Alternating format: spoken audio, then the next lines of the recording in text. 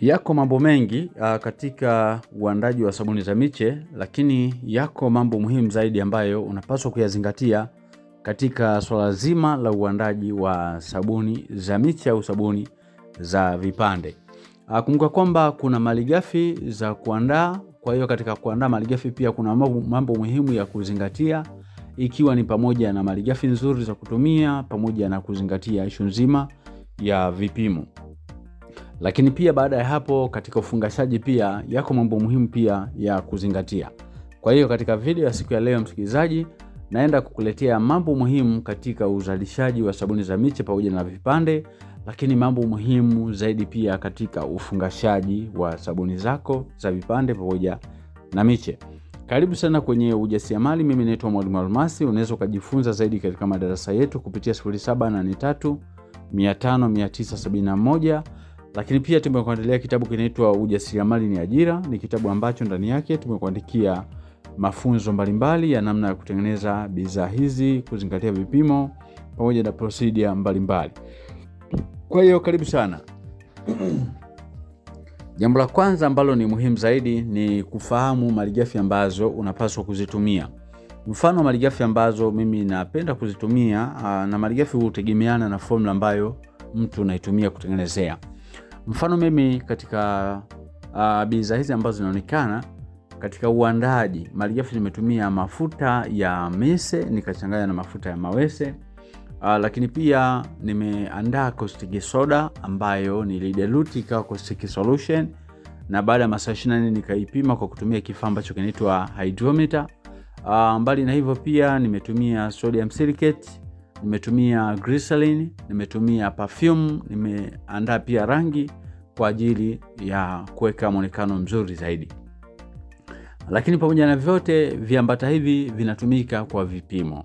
Na kitu ambacho kinakupa kipimo ni idadi ya mafuta ulionayo. Mfano katika bachi moja mimi ninakoroga dumu 2 za mafuta.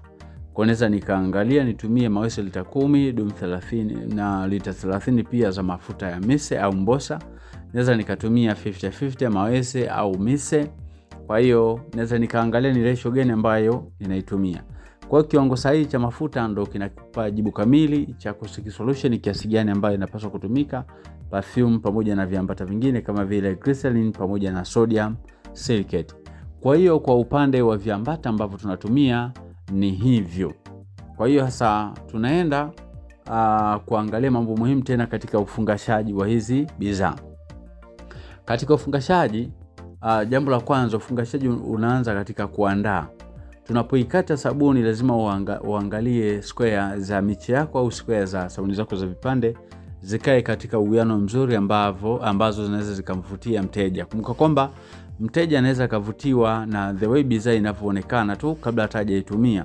Ule muonekano wa nje wa bidhaa unamvutia mteja. Kwa hiyo ni cha kwanza, unaweza kutumia vibao au unaweza kutumia mashine ndogo ya mkono kwa ajili ya kukata bidhaa yako ionekane vizuri. Jambo la pili, katika ufungashaji pia tunakutana na chapa ya mzalishaji. Lazima sabuni zako zipige muhuri kama inavyoonekana. Unaweza usiwe na mashine ile kubwa ya kupiga muhuri ya kwenye ploda, lakini ukatumia hii mashine ya mkono. Unachukua muhuri wako vizuri, unaandika jina lako la biashara au la bidhaa, alafu then unapiga chapa kwa kila muhuri na muhuri katoka vizuri zaidi. Jambo lingine pia kwenye miche na vipande, jambo ambalo tunapaswa kulizingatia ni ufungashaji. Kwa maana kwamba lazima tuweke sabuni ndani ya nailoni au ndani ya kiboksi. Hasa bidhaa yetu, kwa sababu kwenye video ambayo inafuata nitaonyesha namna ambavyo tunaweza tukazifungasha katika maboksi na nailoni. Kwa hiyo utakachokifanya, kila mche akishakuwa ndani ya nailoni au kila kipande kitakuwa ndani ya nailoni na unashona vizuri. Unaweza kutumia mashine ndogo ile ya sila mashine kwa ajili ya kufunga vizuri ili hewa isipenye ndani ya mche au kipande.